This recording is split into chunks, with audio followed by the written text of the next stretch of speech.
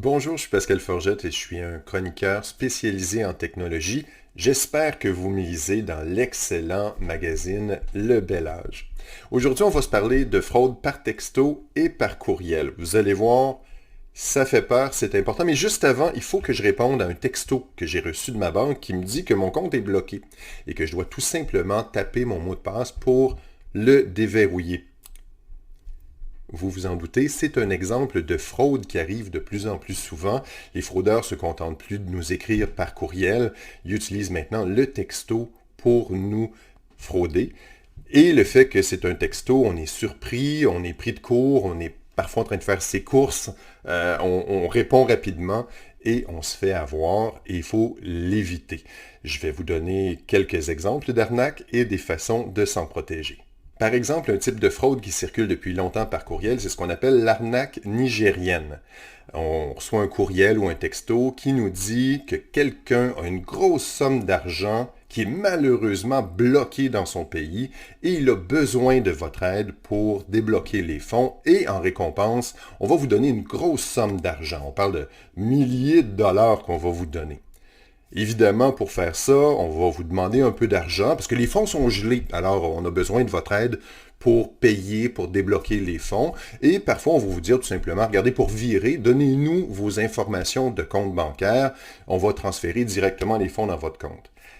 Ce sont des fraudeurs. Il n'y a pas d'argent. Vous ne recevrez jamais un sou. L'argent que vous donnez, vous ne la reverrez pas. Et le compte, si vous donnez vos informations de compte, ben le fraudeur va vider votre compte sans aucun scrupule. Une variante de ça, c'est la loterie. Quelqu'un a gagné un gros lot à la loterie et a besoin évidemment de votre aide. C'est le même principe, la personne n'a pas gagné d'argent, vous n'aurez pas un sou et vous risquez de vous faire frauder.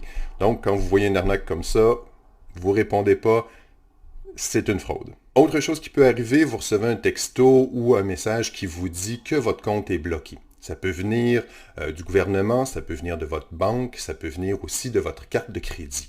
Et là, c'est inquiétant parce qu'on vous dit de cliquer sur un lien ou de répondre immédiatement, donner des informations personnelles ou vos informations de compte pour déverrouiller tout ça. C'est une arnaque. On se rappelle que les banques ne nous écriront jamais, ne nous demanderont jamais notre mot de passe par courriel ou par texto. Un autre type de message qui peut être inquiétant, qui peut vous arriver, c'est de recevoir un message qui vous dit que quelqu'un a des photos de vous, des photos intimes de vous qui ont été prises avec votre webcam. Et ça vient parfois du FBI, du gouvernement. Et on vous dit, on a des photos nues de vous et il faut payer pour régler le dossier ou encore tout simplement de cliquer sur un lien. On vous demande des informations pour régler tout ça. Ce n'est pas vrai, les fraudeurs n'ont pas des photos nues de vous, il ne faut pas s'inquiéter.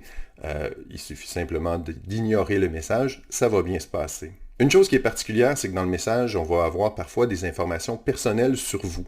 On va vous nommer par votre nom, Monsieur Forgette, on a votre dossier qui est bloqué. On va même parfois donner un de vos mots de passe. On va dire votre mot de passe de votre compte, c'est ça. Et là, on se dit, ben là, s'ils ont mon mot de passe, s'ils savent mon nom, mon adresse, c'est qu'ils me connaissent, c'est que c'est vrai.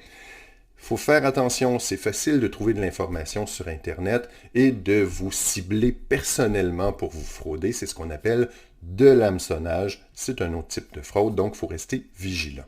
Comment faire pour se protéger des fraudes par courriel ou par texto? Il y a plusieurs techniques assez simples. La première, c'est de ne pas cliquer sur les liens et de ne pas appeler les numéros qui sont indiqués dans les messages. On a souvent le réflexe de le faire. Il ne faut pas le faire. Si vous appelez, vous risquez de payer des frais interurbains élevés. Si vous cliquez sur un lien, ça risque de vous emmener sur un site pirate qui ressemble par exemple à celui de Facebook. Vous entrez vos coordonnées, vous entrez votre mot de passe et quelqu'un peut se faire passer pour vous par la suite. Donc, on évite de cliquer ou d'appeler aux numéros qui sont indiqués dans les messages.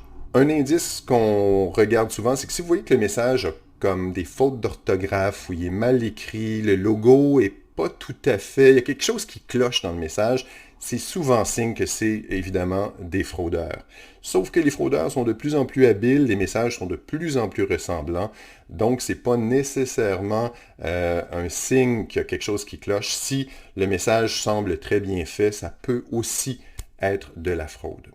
Surtout si sur vos messages, vous recevez des menaces, il y a de la pression, il faut réagir rapidement. Il y a quelque chose qui cloche parce qu'habituellement, le gouvernement, les cartes de crédit, ainsi de suite, vont vous donner un délai pour répondre. C'est tout à fait normal. Donc, si vous voyez qu'on doit répondre immédiatement, s'il faut tout de suite payer, sinon il y a des pénalités, ça peut être signe que c'est une fraude. Alors, on se méfie de ces signes-là. Et on garde en tête que les institutions financières, bancaires, le gouvernement, habituellement vont communiquer avec vous par la poste, pas par courriel ou par texto, pour vous signaler un problème. Donc, le grand conseil, si vous recevez des messages qui semblent frauduleux par texto ou par courriel, vous pouvez tout simplement les ignorer. Mais une chose qui arrive évidemment, c'est que soit on reçoit un message comme ça que notre compte est bloqué, on a besoin d'être assuré. Personnellement, quand je reçois un message comme ça, je me dis, ouf, il y a peut-être quelque chose qui s'est passé dans mon compte. Comment faire pour se rassurer? Ben, contactez directement votre banque, contactez le gouvernement, le ministère qui vous écrit, vérifiez auprès de votre numéro de carte de crédit.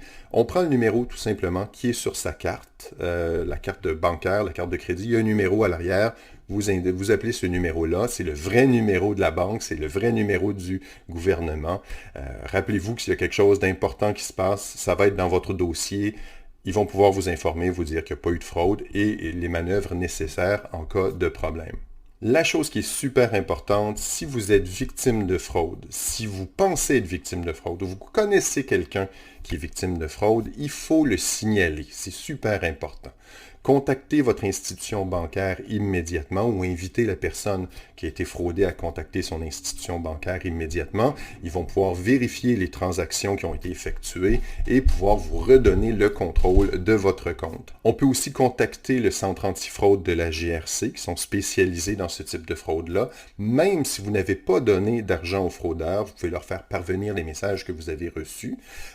On peut aussi contacter la police locale qui peut vous guider dans les démarches pour vous aider contre la fraude par courriel ou par texto. Je vous ai donné plusieurs exemples de fraude, mais la technologie évolue vite et les fraudeurs sont imaginatifs. Ils vont constamment trouver des nouvelles façons de vous surprendre pour vous prendre vos sous, votre argent, votre identité. Alors, soyez vigilants, ça peut arriver à tout le monde.